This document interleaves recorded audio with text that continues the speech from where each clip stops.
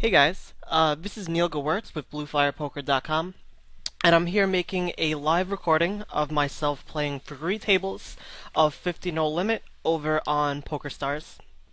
Um, I've played for, I don't know, 10 or 20 hands or so, nothing's really gone on. The first hand over here I had jacks and it got folded to me. I'm deciding to use this 4th table slot over here as a replayer. If the action continues to be slow all that much longer, I'll just open up another table. But for now, let's hope we get a few hands. Um,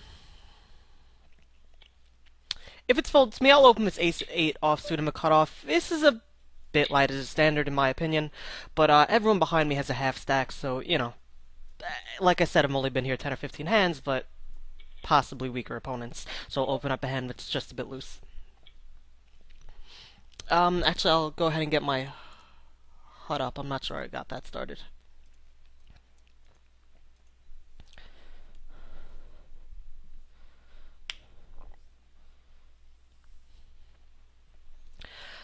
So I've done most of my videos previously on full tilt. Mostly I've been playing more on full tilt than on stars recently. If you are playing small stakes and not getting in a ton of volume, if you're not going to make supernova, it makes more sense from a rake back point of view to be playing on any site with rake back, not particularly full tilt. So I just wanted to throw that out there about the differences between the sites, and also because of the whole supernova promotion, you can get good amount of money, good rake back, supernova elite, whatever. You can find tables on stars which are just kind of full of nits grinding that out. So if you do find yourself at one of those tables, just go ahead and leave. I found some tables which I think have a few more weaker opponents. I don't see a bunch of supernova. We see a limper over here. I could raise up. I'm just gonna go ahead and check it, and I'll lead out here with a nut flush draw. So yeah, like I was saying, on stars you might have to table select a bit better because of those multi-table grinders. This is a bit of an interesting spot. I'm gonna go ahead and bet, just given I have a lot of equity. He didn't raise a fairly drawy board, so I don't think he has a very strong hand. I'm not 100% sure how often. He did fold the turn there, so that's good. I'm not 100% sure how often he will be folding that turn, but it worked out. Like I said, on a board like that, if he does have a very big hand, he's gonna raise the flop. If he slow played something pre-flop, something along those lines. So I don't expect to get raised too often on the turn. Like I said, I'm not 100% sure I really expect to get too many folds, but clearly, I was able to get one. A lot of times, if you're unsure, you're okay betting. This is a bit of a tricky spot here. I think I'm just going to go ahead and check raise and play for stacks. It's a marginal spot. He's got fives. He's got hands which have me absolutely crushed in his range, which is not a good thing, for sure. But, given that we're so short stacked, I flop top pair top kicker. He didn't free bet pre-flop. Obviously, I'm going to go for it at this point. I think a lot of his stronger hands or bigger pocket pairs are out of his range. So I'll go ahead and just play the hand for stacks. He's shorter stacked. That's also part of it. If we're 100 big blinds deep, I certainly don't want to do that. Oh, there we go. That works too. I sucked out. So like I said, I didn't think there were too many overpairs in his range. 10 certainly makes sense. What are you going to do? Well, suck out is when he has them, just suck out.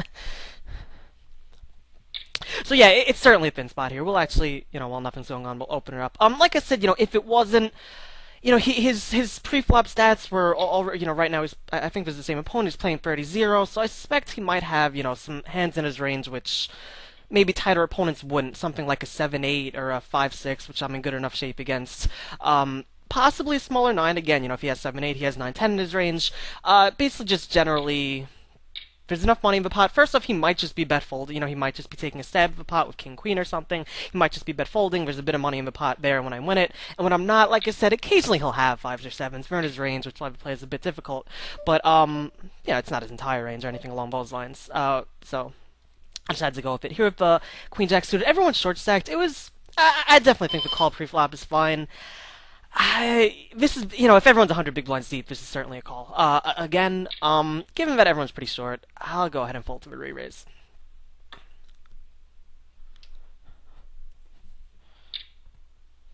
One other thing about my turn bet sizing, I guess there's a bit of merit to going ahead and betting smaller on the turn and trying to induce or something, but if the board's connecting enough, I don't want a card like an 8 to come off on the river and to lose action against, kind of whatever he has.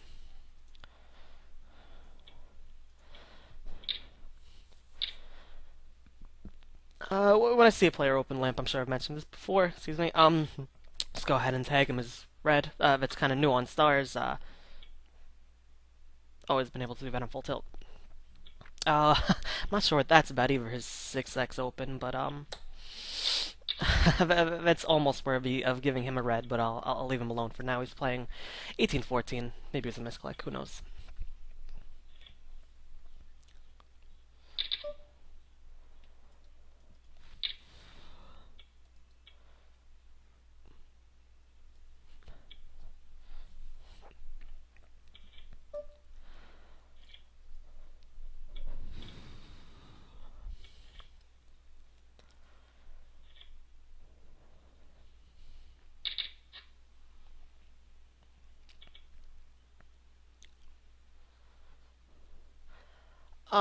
This player over here has been pretty tight from a small blind. It's something you could either write out. I'll give him, purple is my bit tighter tag.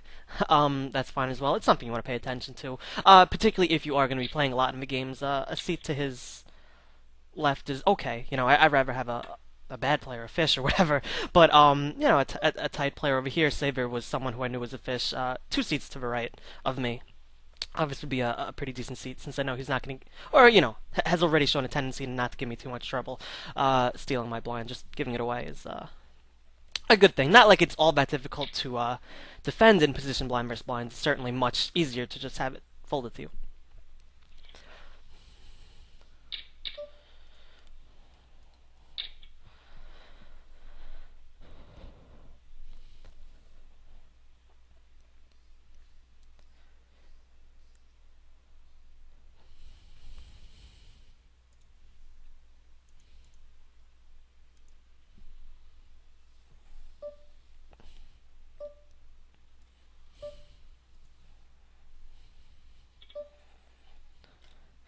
And I'm just gonna, consider this ace king as the nuts. If he flops a set, well, I'm putting in the last 1150. Obviously, the river's not the best card in the deck, but it's not exactly the worst either.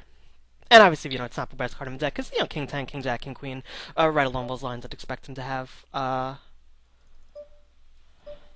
something like that. So it may have hit him. Over here against his opponent, I'm definitely firing once. I still think his range is pretty wide. I'm not going to bother double barreling. I just don't know too much about him at this point, other than he's kind of loose, and generally speaking, I don't want to try to bluff a looser player. Firing once at it for sure is fine.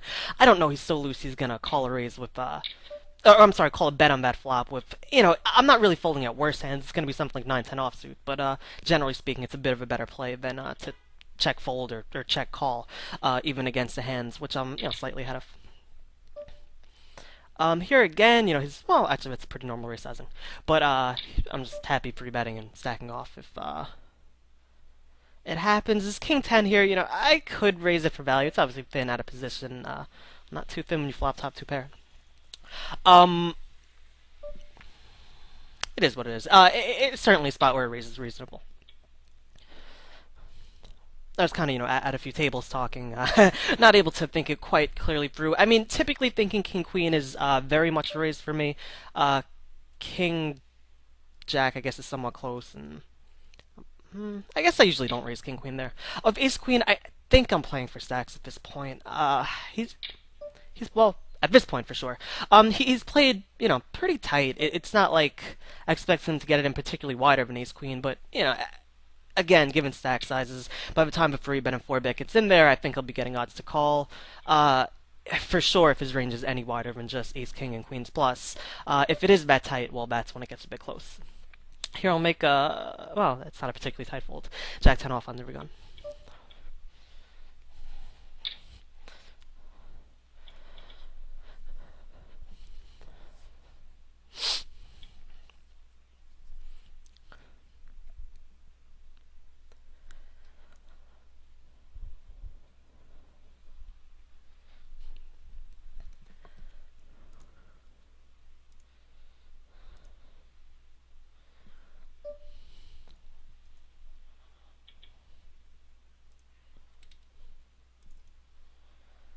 And I'll look into adding another table instead of keeping this free player. It feels a bit slow at this point. There's nothing open, so it might take me a minute.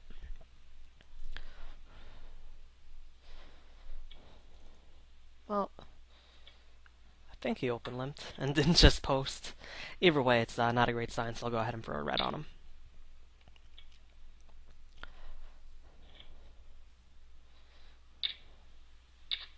And basically, and I know I've talked about this before, but in downtime when kind of nothing's going on, I do just kind of look around the table, try to tag people as what I assume they are, whether they're tighter players, whatever. I have no idea what sort of range here limps on the button. Certainly 4-5 is behind it. It's reasonable to take a stab at that pot for the reason I have absolutely no showdown value. But I decided to just check and give up. Again, kind of no big deal without much of a read on your opponent. It's okay to just give up.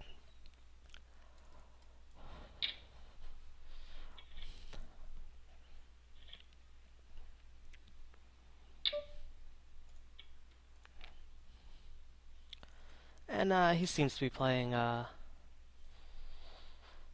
bit oddly, I guess I'll say. Or, not standard 2+2 tag, so give him a red.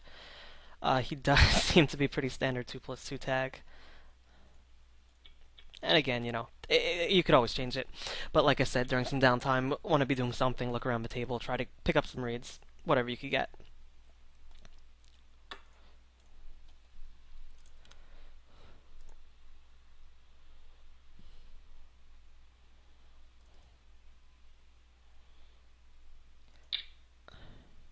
And we'll see if that didn't help us out. Like I said, I suspect he might be a weaker player. Found him on another table. Went ahead and joined, even though I know these other two players are both pretty good. Or, fine. Normal tags. There's certainly nothing poor about their game. Well, I could open this 8-6 suited. I don't know. I've been a bit aggressive on that table. So I decided to pass on a marginal spot. This ace-2 actually... it's close. I think I prefer a raise there pre-flop. It's not particularly far ahead of his range or anything like that, so I'm not missing a ton of value checking behinds, but I certainly think it's okay to raise, most of your reasonable hands when you're limp 2 from a small blind. And any ace is reasonable.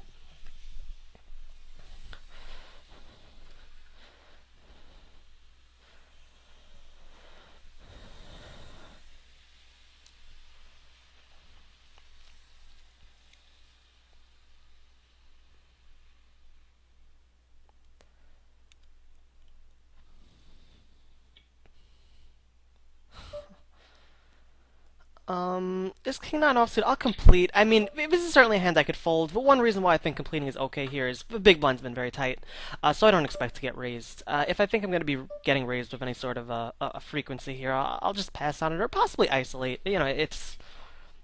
in position, it's a hand certainly strong enough to isolate with. Out of position, it's marginal.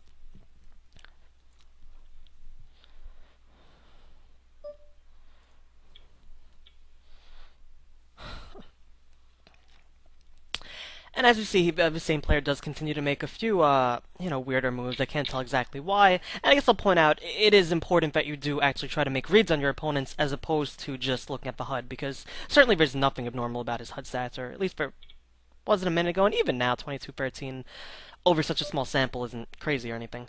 But, watching him play, I realize that he is making a few abnormal moves. With this ace-king here, this is a bit of a crappy spot if he 4-bets because of how tight he's been playing, but I would stack off. I don't want to level myself too much, like I said. It's not exactly a very large sample size. It's very reasonable to think he's stacking off with a range, which, ace-king suited can profitably jam and get all in with. Here, even though it's a slightly bigger raise, I think I could profitably still set mine against this player.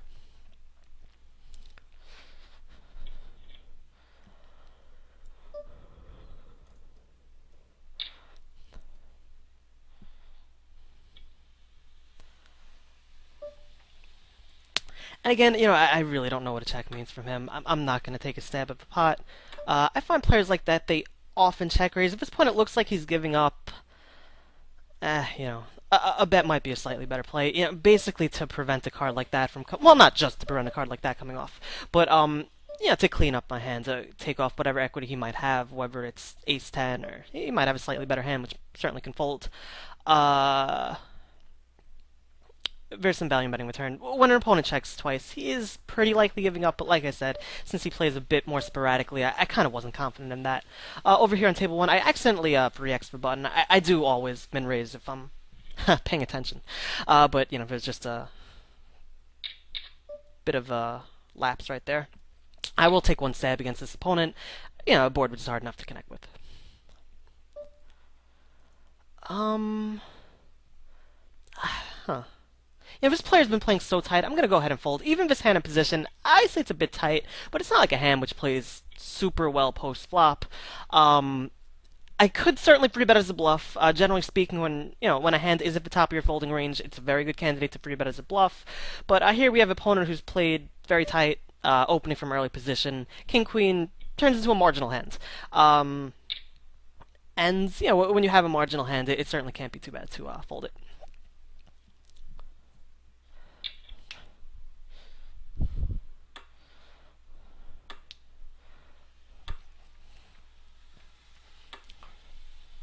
And over on table 1, or table 2, I'm sorry, I didn't discuss folding the Queen Jack versus free bet.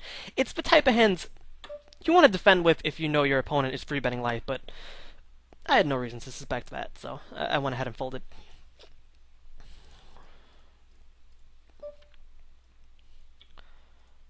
Okay.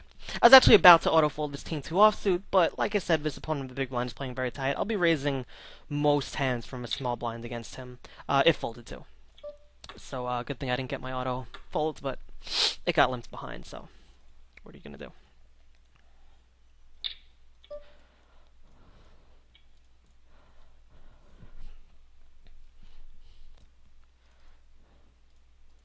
And just to point out, you know, before I don't think that's the right color. You know, before they did have a color coding system, I would, you know, the first note I'd take on a guy instead of labeling blue would just be that he's, you know, standard tag. Just so when I see him at the table, I know, you know, this is going to be a decent opponent. Guy like this, probably not. Again here, I'll limp behind with the 4-5 suited. Like I said, the small blind, not too much of a threat to raise. The big blind's never raised. They have enough money to want to call and see a flop. If it's checked to me, I'll take a cheap stab at it, just $1 or so. When you are limping behind with marginal hands, you do need to make sure that you're taking some stabs of a flop, generally in spots where you're just getting a good price to do so. You know, giving myself just under 2 to 1 to pick this up. So if you do play a hand passively at some point, it should be with intentions of stealing the pot at a later time. So right here, I haven't paid too much attention to this bottom table, but it looks like we have a very loose passive player here. He's limping about half the time, over 73 hands? Well, I guess I played with him before because or maybe he's at another table because I believe I've only played about 8 hands at this table. So, not 100% sure where that comes from, but it's a loose passive player. It's someone I'm going to want to try to, well, win the money before one of these two other decent players can.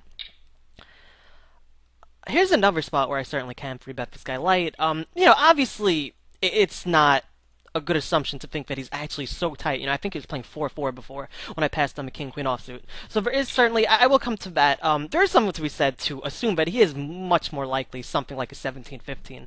He's probably not a total huge nit. He's probably just hasn't gotten some cards for a little while. So when a guy is playing very tight over a small sample size, you don't want to shy away from playing against them at all. You certainly can still play a marginal hand or two, particularly when it's like king queen, but it's not all that marginal. Or you know, free bet him light on the button, something like that.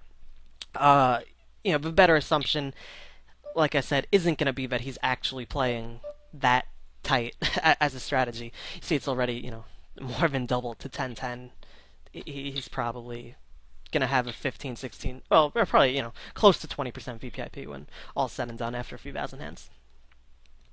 And you see, you know, my VPIPs are varying some from table to table. So you're playing 24% of hands here, 30 here, and I'm kind of a nit on these two tables. Maybe I'll try to loosen up. It's a bit too tight. Yeah, it just varies over small sample sizes.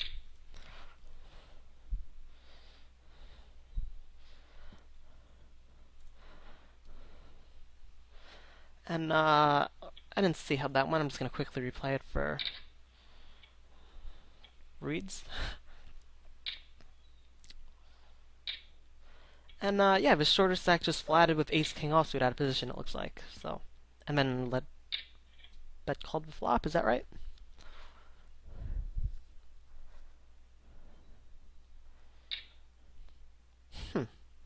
I wouldn't advise playing ace king like that. Certainly hand you on a free bet pre-flop, particularly given stack sizes.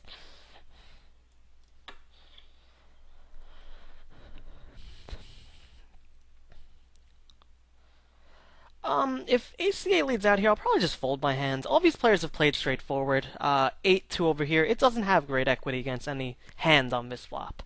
It is top pair, but, if he has a flush draw here, basically, looking at his range, it's flush draws for sure, straight draws I'm roughly flipping against, and bigger pairs I'm crushed by.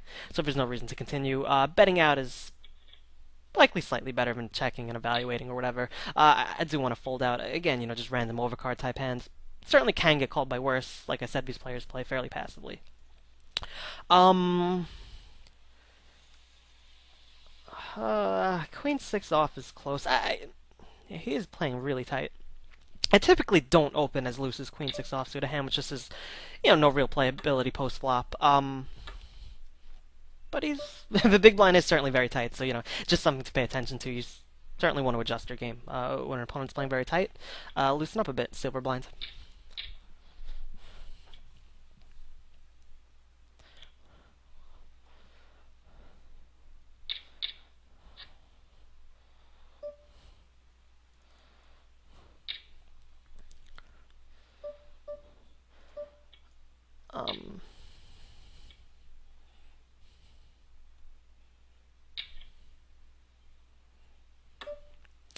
I could probably get away with a slightly smaller bet here. Yeah, no big deal.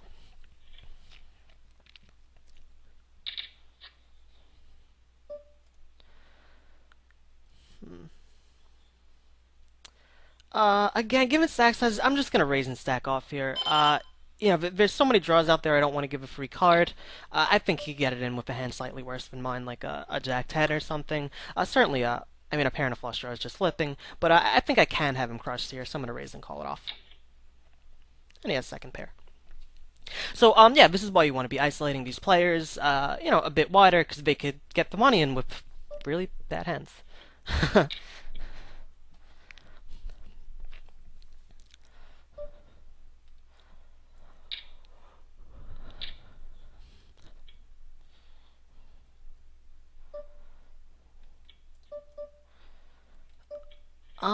This is an interesting spot. I think I would just be bet folding here.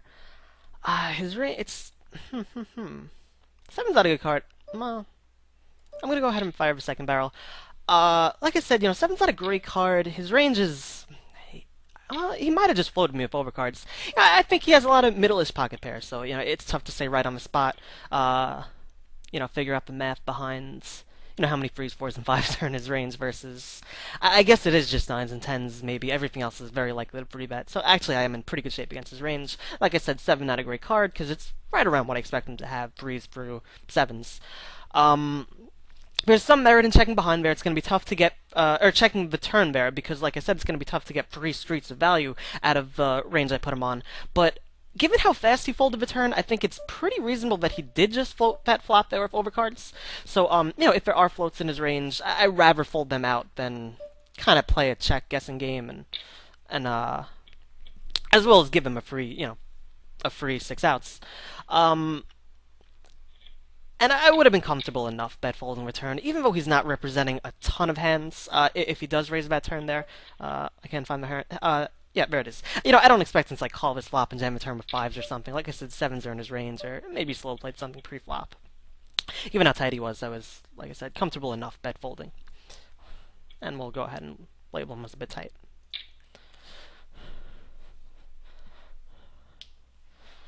I believe this guy is a bit tight as well, even though he free-bet me already.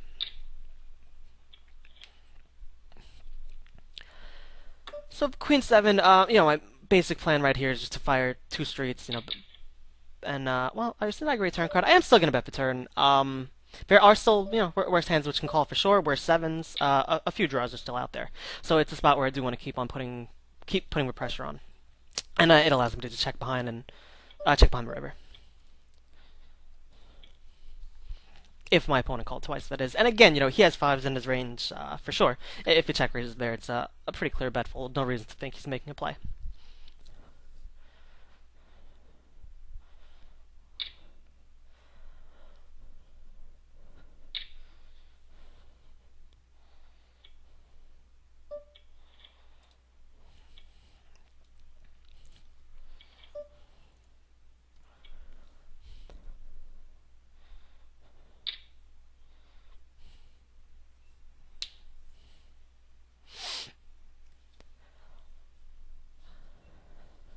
I am going to open this jack three suited on the button. For me, this I consider a pretty light open, not a hand I'm really opening all that much, but like I've been saying the whole time, tighter player in the small blind, weaker player in the big blind. I'll play something, has a bit of post-flop playability with the suitedness, so that's fine.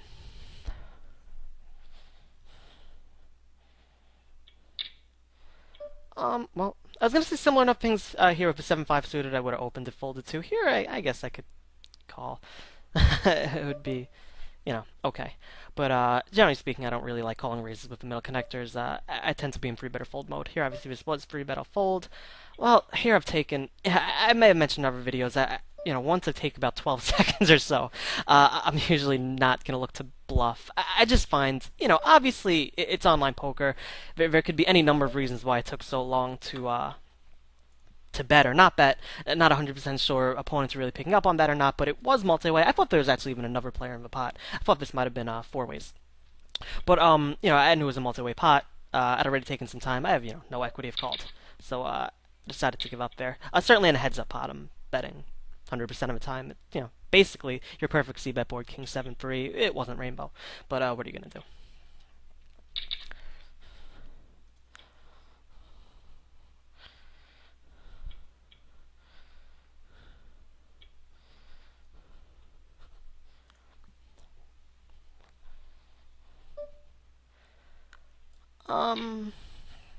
Well, Queen 9's fine to open on the button.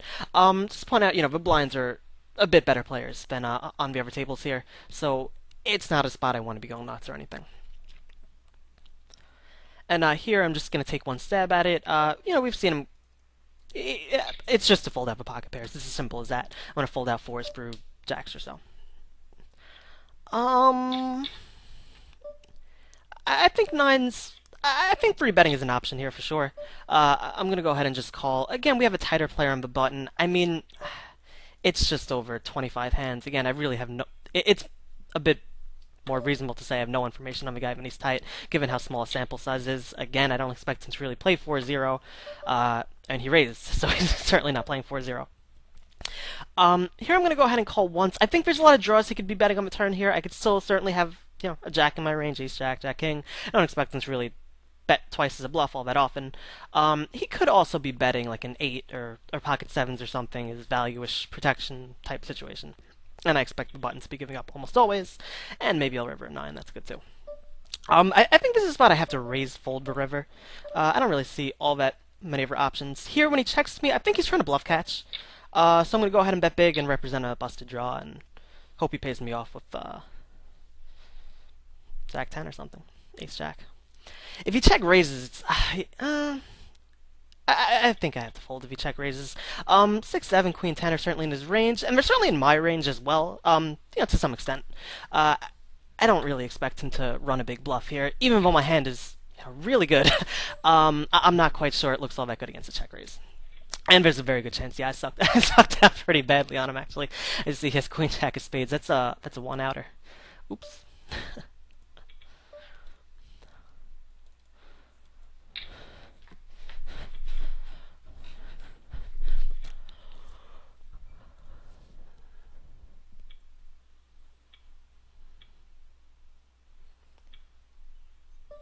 Okay, over here, this player does have 100% fold to free bet, but it's over 2 sample size, so I'll leave him alone for now.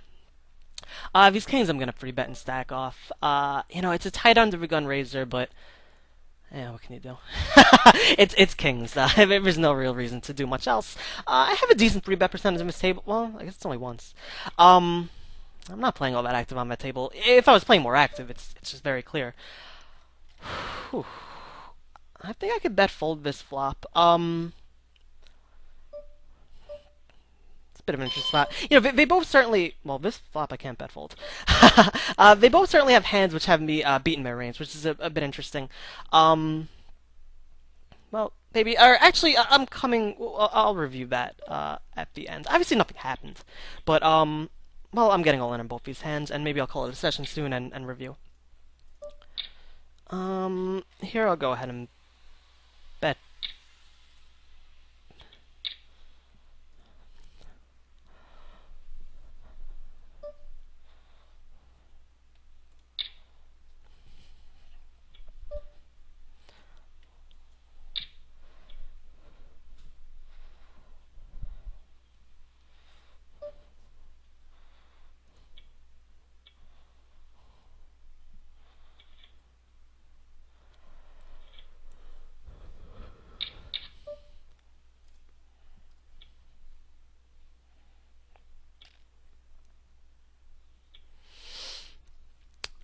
I'll go ahead and c-bet this flop. Like I said, you know, I expect this player to have a pretty wide range. Up against two opponents. Obviously, I have a bit of equity of call, backdoor flush draw, inside straight draw. Hands like king queen are in players' ranges, for sure. I think this is a bet again for value. You know, it's pretty likely that he raises this flop if he. Well, I don't think I beat anything anymore. It's pretty likely that he raises this flop if he does have a hand like Oh, I turned it straight. That makes sense. Yeah, like I said, you know, the reason I bet the turn is well, again, we could review that a bit more at the time. I expect him to raise his flop multi-way with the queen. It is basically my point. So, you know, if he doesn't have a queen in his range, obviously ace-jack looks pretty good. Well, you know, what is his range at that point?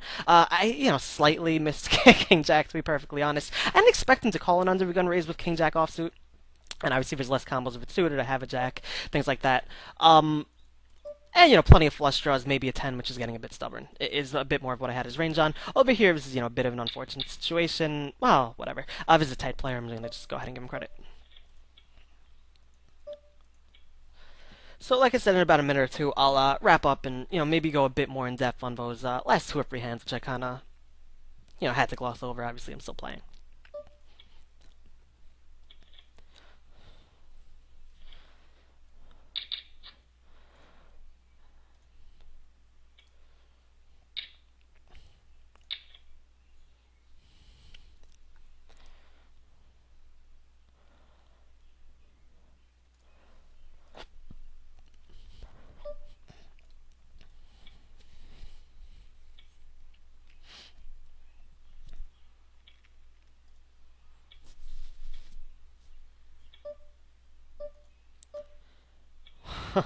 Steal his blind once, and then I'll call this a session at this table.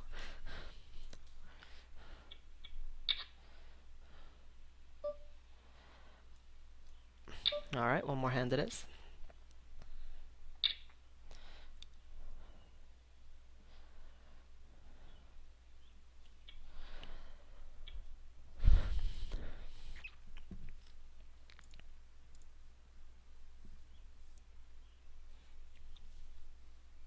Oh, I didn't.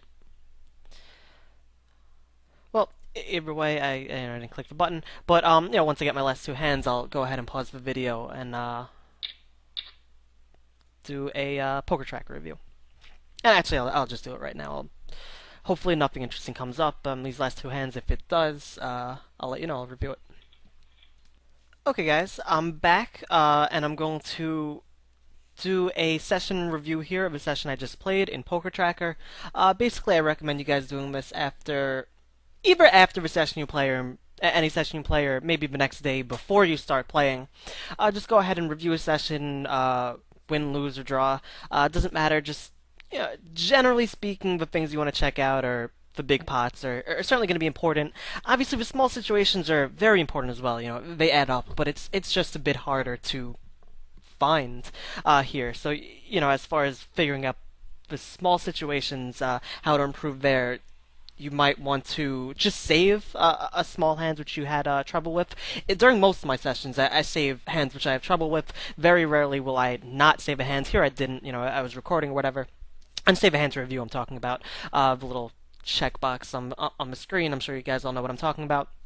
So you want to save the hand to review, or discuss it with a coach or a poker buddy, something along those lines. But as far as just for a quick session review, I'm just gonna check out the bigger pots, kind of see what happens. Like I said, discuss a few alternate situations, what may have happened if I got raised in a few different situations, as I mentioned before. So to quickly talk about my stats, these are it was only 240 hands and 1-2 binds, obviously a great session. Obviously I got some good cards in a few spots. These are very typical stats for me, actually.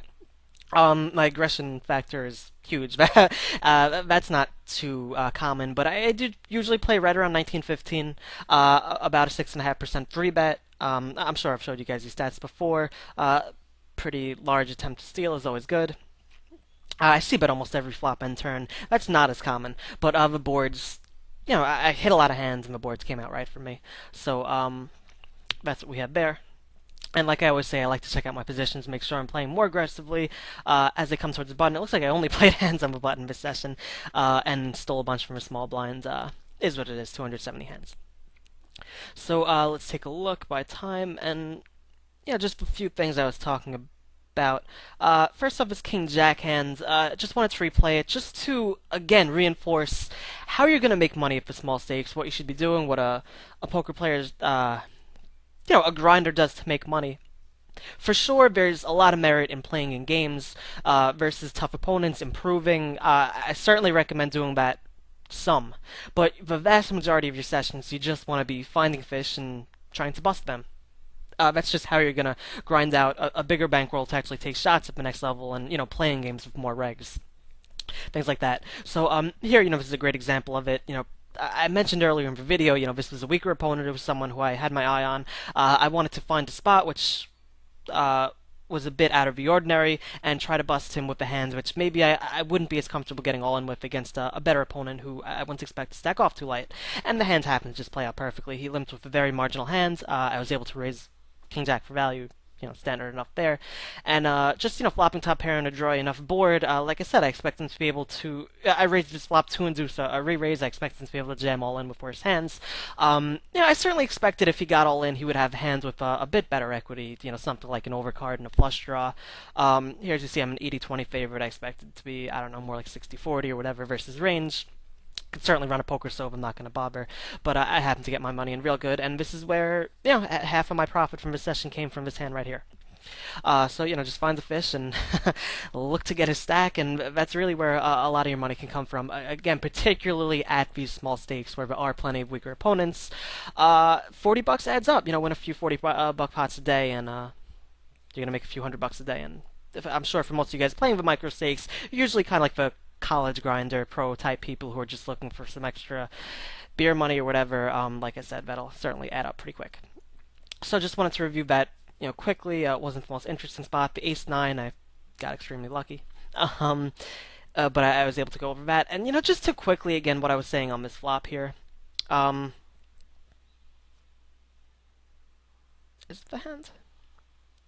Oh, well, to pause it real quick, one thing I didn't realize is I thought this player opened from under the gun. He was actually isolating a fish. So right there, his range is probably a bit wider than I actually thought it would be at the time.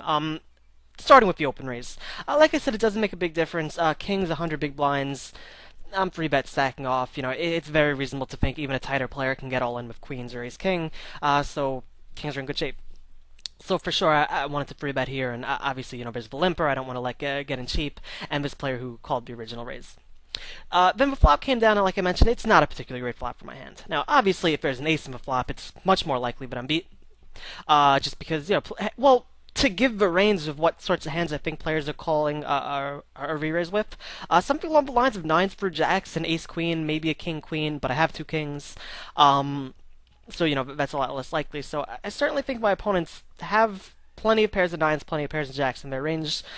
Maybe even this player over here, called the initial raise with a pair of 5s are probably in his range as well. Then when he sees one player call along, decides to just set mine. So if I do get raised on this flop, it's hard to come up with a worse hand. The only worse hand in this spot is queens, but it's unlikely to think an opponent is going to play queens passively pre-flop and then decide to raise this flop. All of a sudden, the one-hand queens were ahead of jacks. It's no longer ahead of. So, queens raising here doesn't seem to make much sense to me. If I do get raised, like I said, I think I was going to go ahead and find the fold. And one thing to point out, it certainly is very exploitable to be folding a hand so close to the top of my range, but I wouldn't quite expect any players if these stakes are so aggressive that they're going to exploit it. For the most part, if I get raised on this flop, I'm really just up against this set. No one's going to make, the reason why, I guess my c-bet sizing was a bit on the big side. I usually bet closer to half pot. This is just above half pot in a free bet pot. But it just makes it even less likely that opponent's going to bluff raise, just because they basically have to jam all into bluff raise. I doubt they're going to risk their whole stack on a bluff. So if I did get raised here, it would have been a little sick. But if you're able to think it all through, I think you could just go ahead and find a fold here, because you're just going to be up against jacks and nines a whole heck of a lot of the time. And I think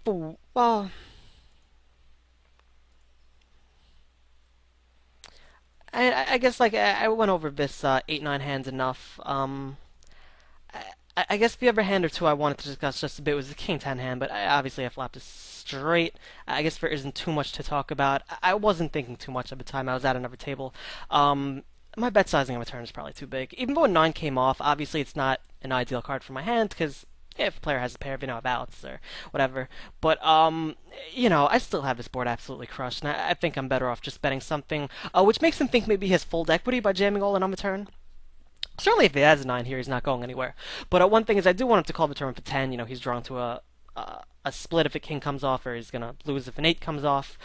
Maybe he'll, I don't say turn something into a bluff, but if I bet $3, maybe he decides that he thinks the queen is good and sticks it in, something like that. By betting 650, I'm really probably putting him to a decision for his whole stack, and my hand really is the nuts here. If he flops 2 pair, he's pretty likely to have stuck it in right there, so. Even though the 9, like I said, not the best card in the deck, makes my hand vulnerable, no longer the nuts, it's certainly good enough to really be treating my hand like kind of the immortal nuts, and betting small and trying to induce, and still like I said, still getting max value, still allowing him to call if a draw, whereas he might not call 650 with just a 10. So I think in this spot, I prefer a smaller bet on the turn. I think that might be it. I mean, the other hand, we'll go ahead and check out some pots I lost. I mean, well, oh yeah, this ace jack hand and the jack's hand. We'll review those two and then call it a video. So here, like I said, I opened under the gun, and at the time I expected this was a tighter opponent. I didn't know how often he'd be calling a raise under the gun with King Jack, particularly King Jack offsuit. I didn't really expect to be in his range. Obviously, King Jack suited is probably a hand he's going to defend with, or take a flop in position with. But well, obviously, it is what he has. At the time, I wasn't thinking about that hand too much. But, like I said, at the time, when a player does call an under-the-gun range, he's going to have a lot of pocket pairs in his range. This is a board which hits an under-the-gun raiser pretty well. I certainly have queens in my range, certainly have bigger pocket pairs than the pairs he's typically calling with, something like 9s. So this is a great spot to bet. I am looking to fold out stronger hands, like a pair of 5s. There's a stronger hand, even though I have great equity against it.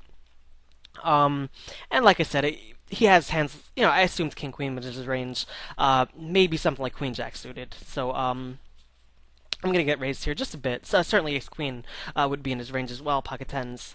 I'm going to get raised here just a bit, but it's not like my hand has so much equity. It's just an inside straight draw and a backdoor flush draw, where I hate bet folding it. So, I went ahead and took a stab at the flop.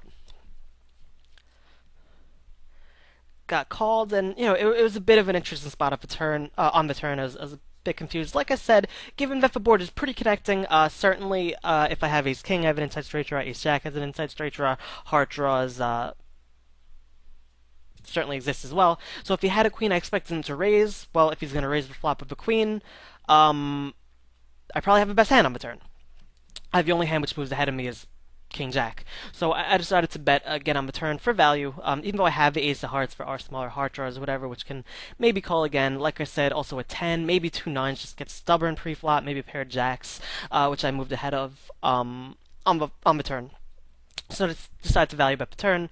Once he calls again, on this river in particular, just him calling the turn, I'm not quite sure how often I have the best hand.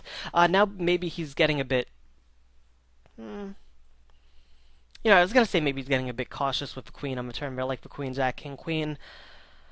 He could be beat. I don't know if that's true or not. Maybe he's slow playing 10s full or something. Again, I'm not sure. Like I said, I was a bit confused. But by the river, there's just not much left, which I have beat.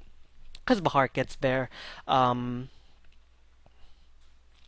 guess the straight an extra straight is possible. Is that right? Not like I expect him to have Jack 8 or 8 7. It looks like, or I'm sorry, not 8 7. But the extra straight is out there, even though it's not a big part of his range. So at this point, I didn't really think I had as much better than betting. I was just going to check fold at this point, and he check behind with a straight. It's a reasonable enough check behind. It's not like I'm really going to be calling a bet with a hand much worse than that.